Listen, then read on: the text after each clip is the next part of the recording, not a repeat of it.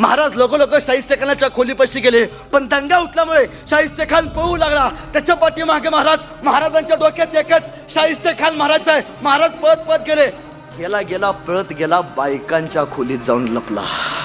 कारण त्याला माहिती आहे जगात छत्रपती शिवाजी राजांचे एकमेव असे मावळे आहेत जे बाईवरती गाईवरती कधीच हात उचलत नाहीत.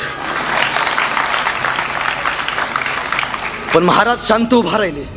त्या संधीचा फायदा घेऊन खऱ्या अर्थाने एका क्षणात तो बाहेर आला. शाहिस्ते खान जसा बाहेर आला बघितला, महाराजांनी परत संशय काढले. शाहिस्ते खानाच्या मागं बिनघोळ मारणार म्हणून महाराज पळत गेले. शाहिस्ते खान जीवानी शिपावू लागला. गेला खिडकीतला उडी मारणार. महाराजांनी तलवार काढली, साप पकडला, तलवार चालवली.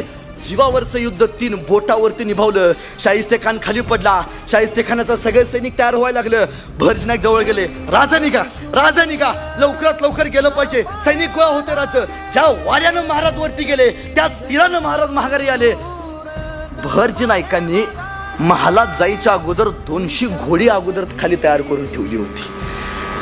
पुढचं प्लॅनिंग, महाराज ज्या वेगानं खाली आले ना, महाराज बरोबर घोड्यावरती जाऊन बसले आणि भरजी नायकांनी सांगितलं, राज लाल महालाच्या विरुद्ध दिशेनं आपण जायचं. आणि लाल महालाच्या विरुद्ध दिशेनं भरजी नायकांनी आपला घोडा ताणला.